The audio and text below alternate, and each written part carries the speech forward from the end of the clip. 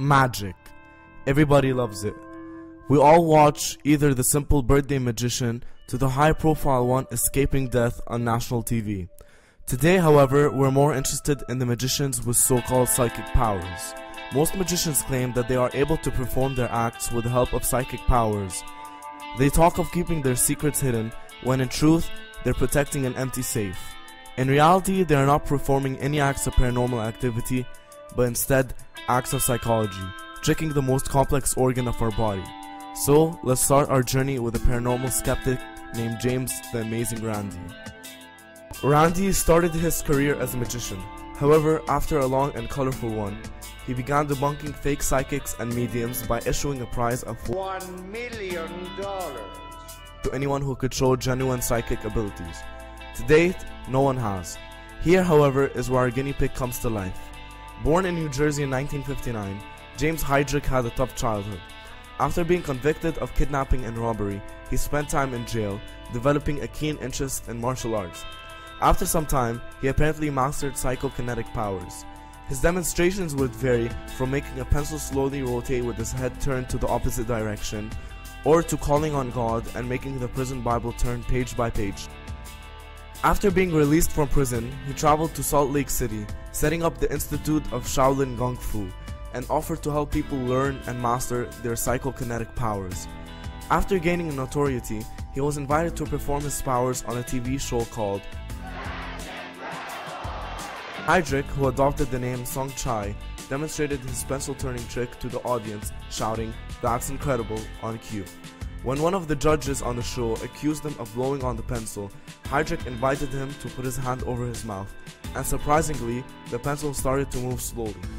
Hydrick's popularity rose, with one national tabloid going so far to label him the world's top psychic, and he would have gone away with it if it hadn't been for James the Amazing Randi.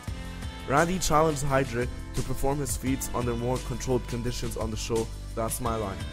After Hydrick was introduced, he started to explain how he developed his psychic powers.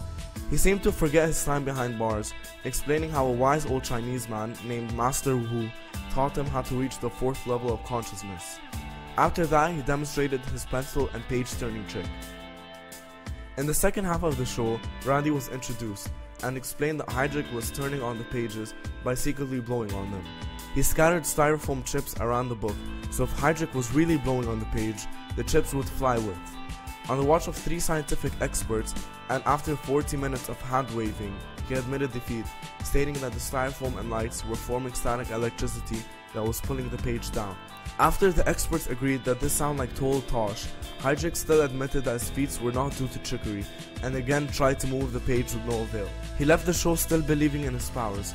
However, after a few years, he admitted that he was secretly blowing on the pages and pencil. Hydrick, along with other magicians and fake psychics, used 5 different psychological principles to give off his act as an alleged miracle. Many magicians who claim to have psychic powers use and abuse these principles. So, here they are. Number 1. Selling the duck.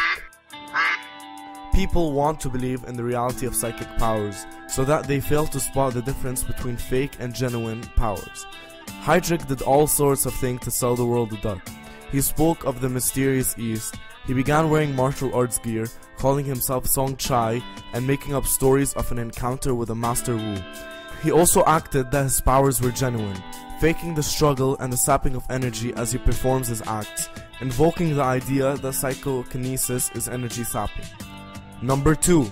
Take the road less traveled. After performing his pencil trick, the viewers would come out with various ideas, trying to guess how he did it.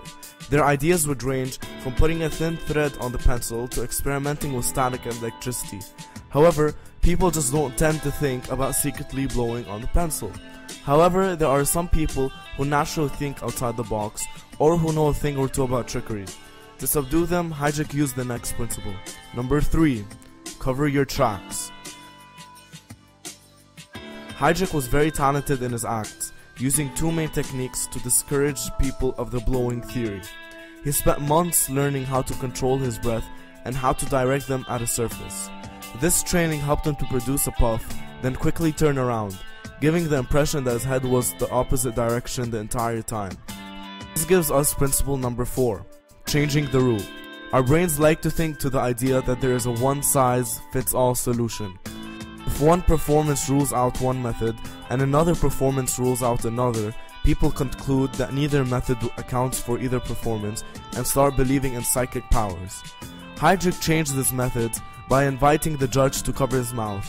Since after the hand was placed, Hydrick did a quick karate chop in the air, which resulted in the pencil moving.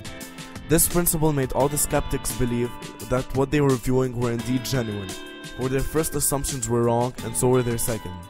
So this brings us to the last and most important principle. Number 5. Airbrushing the past. When performing stunts, Hydrick would glance at the object, secretly blow, then look away. Since the glance seemed so normal, people would forget about it and become convinced that he looked away from the object the entire time. It doesn't matter what type of psychic, magician, wizard you love. Harry Houdini, James Hydrick, Gandalf the Grey, or even Dumbledore. Without any of these psychological principles, they wouldn't have gone away with it. And I could have got away with it if it wasn't for you meddling kids and your dog. My name is Alex, and thank you for watching.